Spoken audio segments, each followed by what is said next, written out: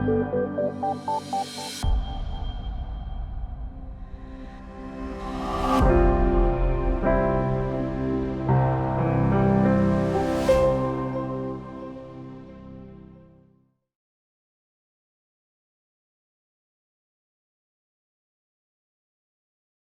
you to the organizers for inviting me, for having me to talk about an important issue, which is inclusion and diversity. You saw from Anna's presentation. Hi, Anna. It's been a long time since we met, but I had the pleasure to visit your organization a few years ago. So it's really nice to see what is possible. So many things are possible. Also, don't get overwhelmed with all the things they are doing. As Anna told you, they started small as well, and there's lots of support available. And I'll be talking a little bit about that support in a minute. Good, I'll start sharing my screen as well. I have a little presentation which you can get later as well for the links and the different things. If during my presentation there are some things you don't understand or I go too quick, let me know. I don't see everybody on my screen, but then the facilitators can also stop me. Yeah? Voila.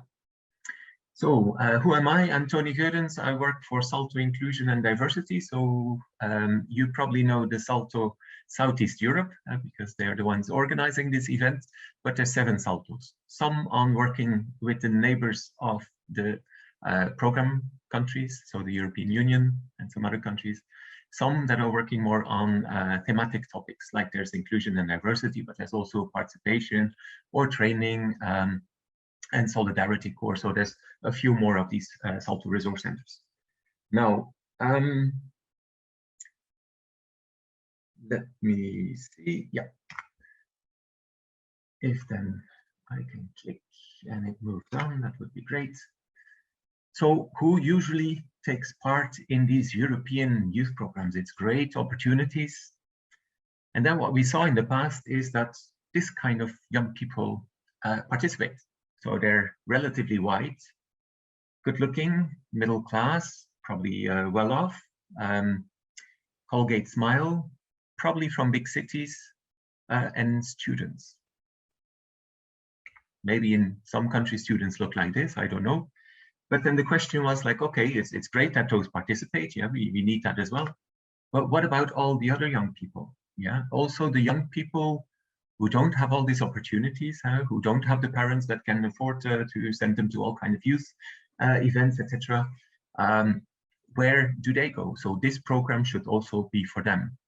And that's why already since 2003, there is a inclusion strategy. Over time, it became the inclusion and diversity strategy.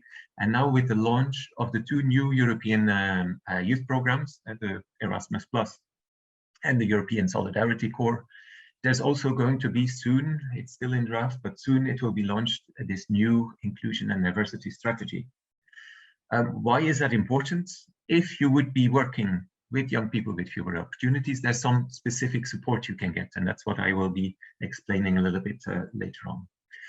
The nice thing about this strategy is also that it explains like what is inclusion then for these European programs. Yeah, so inclusion basically refers to all the efforts you would do consciously to get those non-mainstream young people on board. Yeah, so the young people with fewer opportunities, we call them.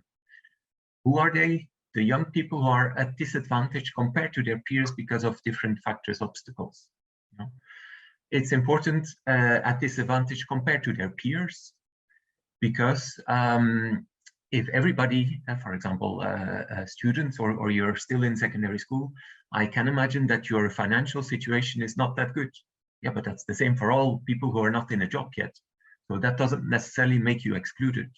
Or sometimes we get applications where they say like, yeah, but we're all from this poor Western Balkan. No, just by coming from a country doesn't make you by definition already disadvantaged. Yeah, I always give this example of this millionaire daughter. She might be black, she might be in a wheelchair, she might be lesbian, but I think if you have a milliardaire family, you probably have everything you need to be well off. Yeah, but anyway, It also mentions the different exclusion factors, and even though Anna was focusing a little bit on disability, there's some other factors as well. And indeed, as Anna said, she opened up to different target groups. Disability and health issues indeed require additional attention, especially if you want to go international or work with them. It requires extra, sometimes infrastructure, but also in the relationship with people with and without disability or health issues. So that's definitely a group we're focusing on. People who have obstacles in education and training. So some people don't finish school, maybe they have a mismatch in their qualifications, long-term unemployment, those kind of things. It's also a group that we focus on. People from different cultural backgrounds. The cultural background is not necessarily an obstacle, but how people relate to that. So the issues of discrimination, or all the information is available in the main language, but not in the language of some minority groups. So how do you deal with that? Social situations, whether you come from a broken family, orphanage, but you maybe have lack of social skills. I'm saying you, but I mean the young people that you work with, etc. Economic poverty, homelessness, geographical. So Anna already mentioned the project on rural youth, but it could also be the areas that you have in big cities where the opportunities are not that bright. Yeah. So if you work with those young people, that's also one of our focuses. And in general, discrimination of all kind of minorities, as defined in the European Charter of Fundamental Rights. Yeah, we want that everybody has the same chances in life. And then it doesn't matter if you're a single mother, if you're a gay lesbian, if you come from a small village, if you are older or younger. So in this European Charter, it basically says all those basic things like why we should not be treating people different. So that's inclusion. That's all very nice to get as much as possible different kinds of people in. But then diversity is this other side of the same coin. One thing is to get people in. The other thing is to make sure, Anna called it empowering, that everybody has the tools to manage this diversity. Yeah, how do I deal with someone with a disability if I never saw anyone with a disability, or never had to, yeah, be in a youth exchange with someone with a disability? Yeah, and to make that an exciting, positive thing, something you can embrace rather than, yeah, but those people from the countryside are a little bit basic. You know? So it's to deal with all this kind of stereotypes and to get over it and to come to a fun project. So that's a little bit what's the main message in this inclusion diversity strategy. It is not only this strategy, there's a few more overarching policy frameworks. So for some of you who are maybe into more the policy, two important policy documents, I should say, is the EU Youth Strategy. So that's running from 2019 to 27. And it has a set of recommendations to member states what they should do in order to make sure that all young people have what it takes to take part in society. And there the all is important. And the mainstream kids, the Colgate kids from the first slide, they probably will find their way in life. But what about the others that have a little bit more struggle? Yeah. So we also need to do the necessary efforts for them. So that's what's a part of the EU Youth Strategy. There's also the EU Youth Dialogue. So this is the conversation that the member states, the ministries, the departments of these program countries have with representatives of youth, both organized and non-organized youth. And in the cycle of 2017-2018, they came up with 11 youth goals, and 6 of them are directly related to what we call this inclusion and diversity. So it's this equality of genders, you know, but also society should be inclusive, so there should not be any structural exclusion. Mental health, especially now in Corona as well, very important. Advancing rural youth, so not only for the capitals or the big cities as often happens. This employment for all, an important thing, because if you don't have your own resources, yeah, how are you going to get ahead in life? And then participation for all, yeah, not only the people with the big mouths, but what about all the other ones? There's a few other policy documents, but I'm not going to go into details too much. Hey, I see Zarko is there as well. Good to see you, Zarko. Okay, the inclusion and diversity strategy says, like, if you want to do something in these European programs, then we have special measures for you. Yeah, so we want to make it easy for people who are doing conscious efforts to reach young people with fewer opportunities. There is a set of smaller and easier projects. Yeah, however, we don't want to push you only in those small ones, but they can be a step in. And like Anna's organization, they started small and then they build up. So you can use the program sort of as a pathway approach. Also for the young people, for example, they might be very scared to be sent for 1 year on volunteering, if it's young people with fewer opportunities, or maybe having some social issues or a past with drugs or alcohol, whatever. But you could start small, maybe with a group project, then go with a short-term volunteering project and extend to a long-term. So there is this pathway approach possible. Yesterday, I heard, or in the other session, you already talked about how inclusive are these programs. Unfortunately, indeed, we cannot just throw money at the people.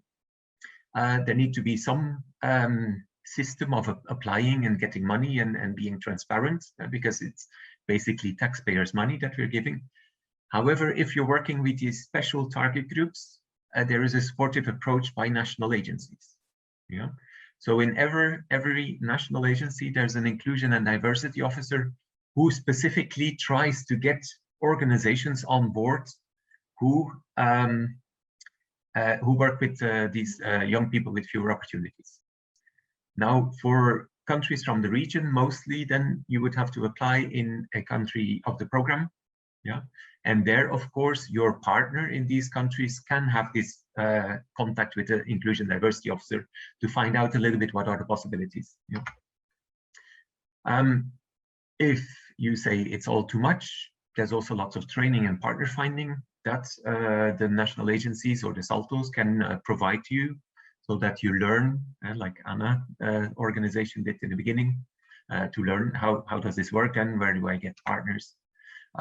It's also possible to do preparatory visits with your young people with fewer opportunities, or with 1 or 2, so that at least before you send them off to some very new situation for them, they can have a taste, like, okay, what does it look like? Who is there? And will I be able to cope? Yeah. Once you apply, you will get priority. So if there's 2 equal projects in an assessment, and you are the one that works with inclusion and diversity, you will get the benefit. Yeah. There's possibilities for reinforced mentorship as well. So there's money for staff, because we realize if you have to prepare and follow up young people with fewer opportunities, depending on the profile, of course, you might need more time, more support for them. So there's also possible to put that in your application. And also money for specific needs, inclusion needs, exceptional costs. If you send people from the south and it's nice and sunny to the north of Finland in winter, or Norway, there is a possibility also to buy, for example, winter gear. Yeah, so that the person doesn't have to go on their flip-flops. Just exaggerating, of course, but you know what I mean. So there's lots of things available. So that's a little bit what is in the program. Are there questions so far?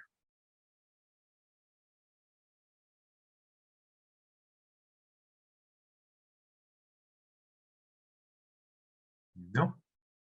Because then, okay, one thing is the program and the national agencies that are managing it, and who are doing their best to get fresh blood, new blood, different blood. So people, youth workers from organizations that consciously work with young people with fewer opportunities.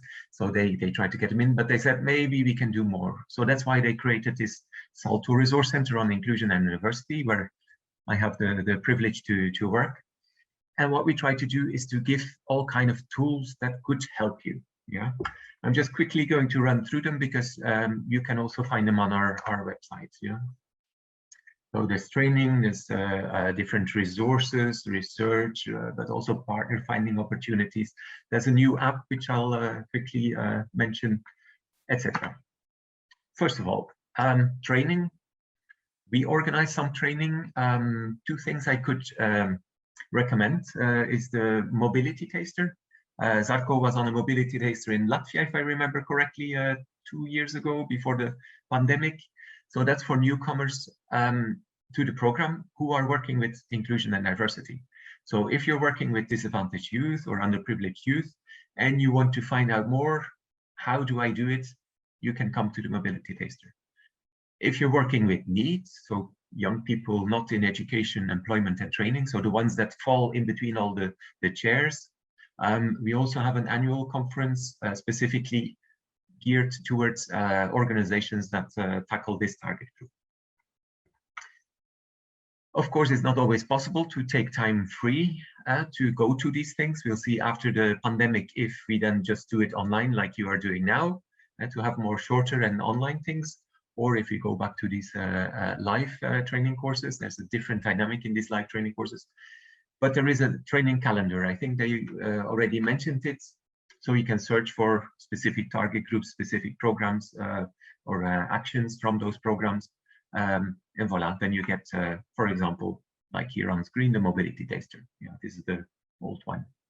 So there's more or less 400 of those activities per year. So it's really a good resource to see where you could find more capacity building for yourself, yeah, or your colleagues. Voila. You can also, of course, add your own training activities if you are recruiting people for what you're organizing. And you can also receive email notifications each time that there's new activities online. Nice, but if you don't have time, what we did is we turned our courses also in publications. So it's like a paper course basically. And often they always address the same kind of topics, like how do I find partners, yeah, because it's international projects. How do I prepare my group, especially if it's difficult groups, yeah? Where do I get money, or how do I deal with these exceptional costs? What are the challenges? How can I overcome them? So it's really practical kind of things. And just to highlight two of them, use your hands to move ahead. It's our latest one. It's like, how can you use this volunteering within the Solidarity Corps to advance the lives of young people with fewer opportunities? Yeah, because maybe they're not so much looking for changing the world, but the project should also more address their own issues, yeah, to get a new step on their path to resilience or self-sufficiency, etc. And the other one, the inclusion A to Z, is more, okay, you want to do a youth exchange. How do you start with inclusion groups? Two other ones, but I won't go into detail. If you're working on more diversity, so religious or cultural diversity, there is the value the difference resource pack. So it really has different tools how you can work on diversity. And then the other thing that came a little bit in the aftermath of the terrorist attacks that we had in Brussels and Paris, there's also a resource kit for youth workers when you're dealing with extremism or violent radicalization. So just to highlight a few. We also do research. So here are a few research publications. So it's basically, we had a look what works and what doesn't work. Yeah, so one is about urban solutions if you're working in those difficult urban areas. Another one is about inclusion through employability. If you're working really on getting people into a job, sustainable job, then you can also use these European programs for that. Or On Track is about need.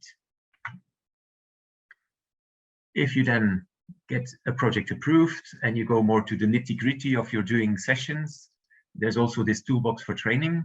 So most of the time when we do training courses, we ask our trainers to put all their methods, all their energizers, all the different things in this toolbox. So it's a very rich source for not always doing the same get to know game or whatever. So voila, there's also lots of things on inclusion if you would be specifically looking for that.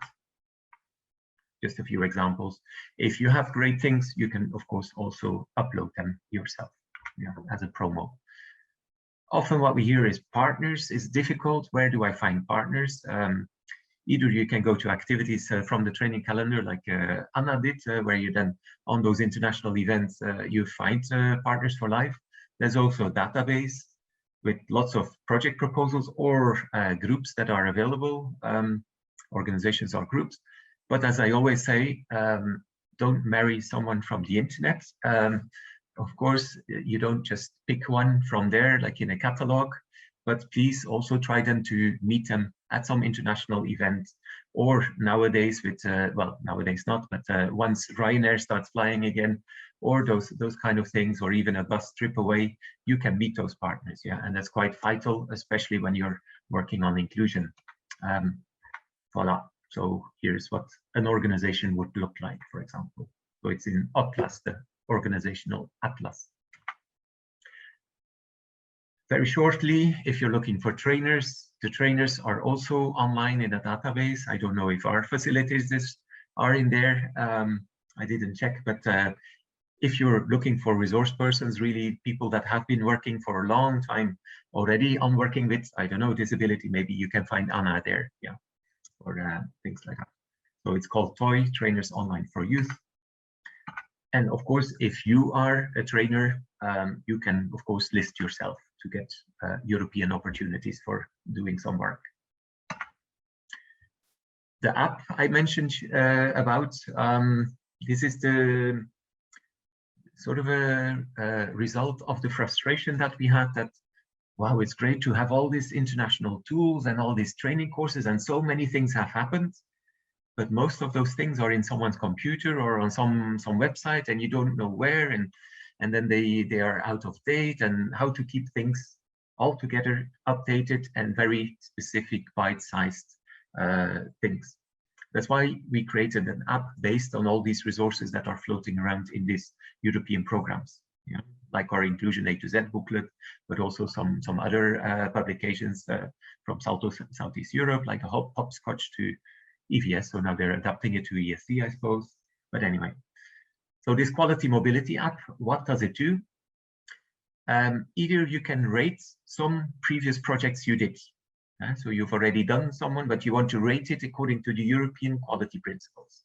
Yeah, so together with organizations from the field, we came to, I think, 26 different quality principles. And you can give stars for those quality principles and invite them, your partners, to rate the same project. And then you can compare. So it's really interesting to see a little bit like, yeah, but why do you think our recruitment was not inclusive, for example, and you rate it very high? Or why do you say that our follow-up was lacking, whereas the other one says like, oh, no, for us, our partner organization, we're doing lots of things. So it's a way to develop your project. So after having done one, the create queue, as the name it says, is where you can create new projects. So there's 16 project management questions that guide you through your projects. So basically it's a question with a little bit of more explanation and a box. And you can fill the box. And those questions are the questions that you find in any application. Yeah, whether it's for the Solidarity Corps, whether it's for the Youth Foundation of the Council of Europe, whether it's for Erasmus+, always the same questions come back. What are your objectives? Who are your partners? Where do you get the money from? How will you do the follow-up? How do you involve the community, etc.? So it has all those different boxes. So the nice thing is that you can invite your partners and you can collaboratively write online in this tool. At the end, you click the export button and you can just copy and paste all that information in your application form. That's a little bit how it works. However, and that's the search queue. So also in the create queue, when you're stuck, you can just swipe in, and like in an app, you swipe in your resources. So when you're stuck about defining your target group, you swipe in and you get little tips on how do you distinguish a primary target group, secondary target group. About funding, you swipe in like, okay, what are national funding maybe opportunities? Yeah, because there's more in life than only Erasmus+ and Solidarity Corps. So all of this is then nicely bite-sized in this app, which you can see on your phone, but often it's easier to work on a PC, of course. Voila. Okay, and then I also, like Anna did, I want to do a little bit of promotion, publicity. So we have a newsletter, so where we mostly announce then all our new training courses or new publications, etc. So if that's interesting for you to keep updated about everything that is happening in the SALTO world that is relevant for you, then you can subscribe there. Voila. And that was, in short, a little bit what the program has for you on inclusion and diversity, and what you can get from SALTO Inclusion and Diversity. And then I'll stop sharing. Great. Thanks a lot, Tony. And we do have a few minutes for questions and answers. And while people are thinking about the questions, there is one question that we found in the Padlet, which is, can blind or visually impaired person be informed about the programs intended for them on the SALTO page? So are the websites adjustable for visually impaired people? The SALTO website, I think, and I'm also looking at Andre, that it is a little bit complicated. Why? Because it really dates from years back, and then, I mean, it's a very rich website.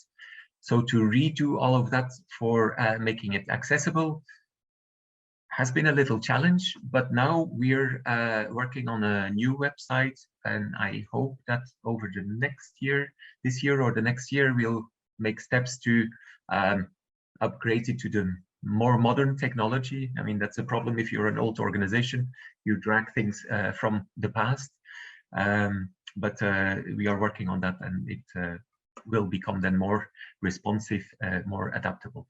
However, the Quality Mobility app, since that one was only launched 1 or 2 years ago, so that already uses the new technology, so that is adaptable. And you can also enlarge the font, for example, stuff like that. Great, thanks very much. I see Anna's hand also up. So, well, I have a question for Tony. It's always a pleasure to be in activities with Tony. Tony is a veteran and has a lot of experience. I always appreciate. You mean dinosaur? Yeah. Well, in a positive meaning. Well, I always appreciated your experience and your report. Okay, you know very well that all of this Erasmus Plus that already is closed now, and we have new generation of program. It was focused on all young people, but with special feature with inclusion, so youngster with fewer opportunities.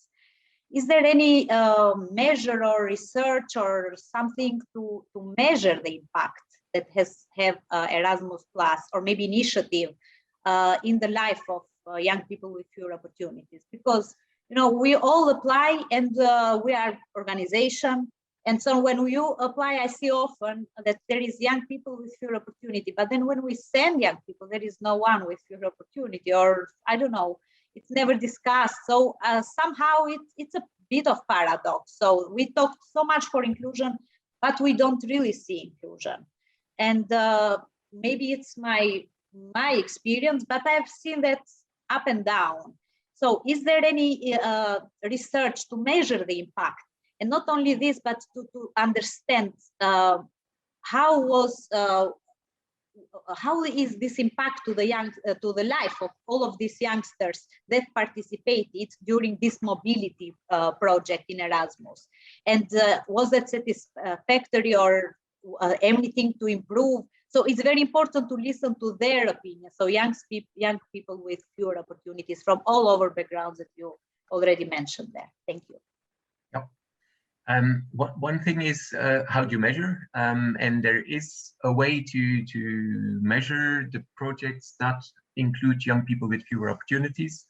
As any measure, it depends a little bit on how people use the measuring stick as well. But roughly, in the programs, we could reach 33% of young people with fewer opportunities. Those are statistics. What I always say is, okay, statistics can prove many things. If you shoot 1 meter to the left of a rabbit and 1 meter to the right of a rabbit, the rabbit statistically is dead. However, it is an indication, 33% of young people.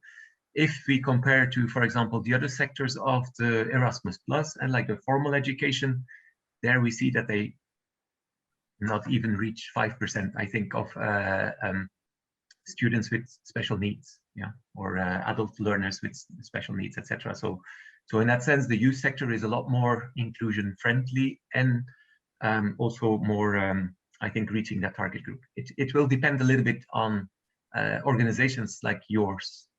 And there indeed, maybe some organizations can cheat a little bit because they think if we just put inclusion everywhere in our project, then we will get more money or more easily money. So it's also a request for being honest in there.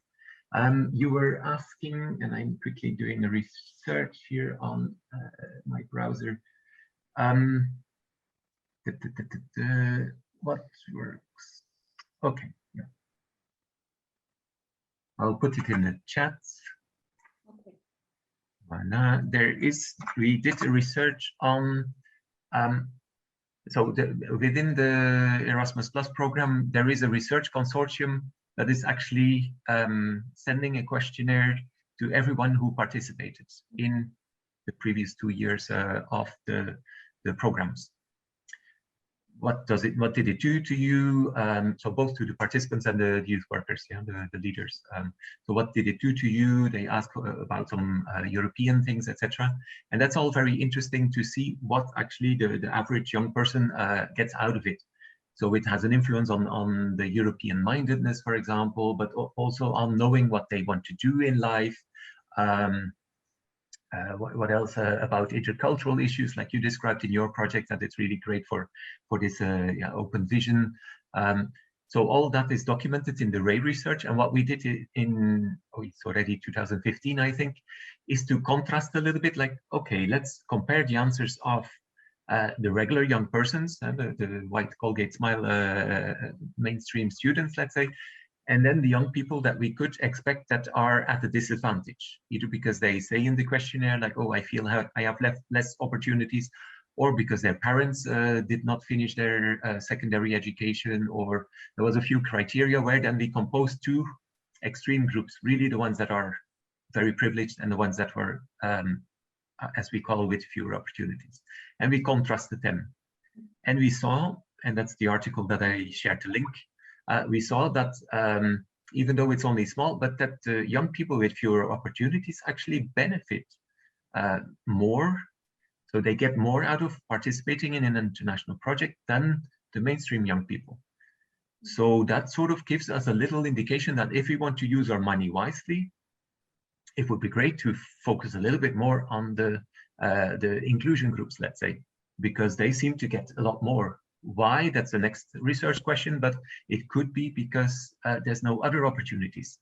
Yeah, whereas for the privileged kids, of course, they go on holiday, so there they might be doing international great experiences, and automatically they will get more this Europeanness or this open mindedness, or more this language awareness or things like that. But if you're stuck under your church tower or in your bad urban area, yeah, then you don't have a lot more than this one opportunity maybe that organizations like yours organize.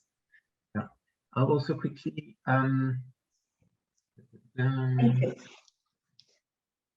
I'll also put the link to the Ray Research Consortium that is actually doing this research on the impact of the Erasmus Plus. Okay. Okay. Okay.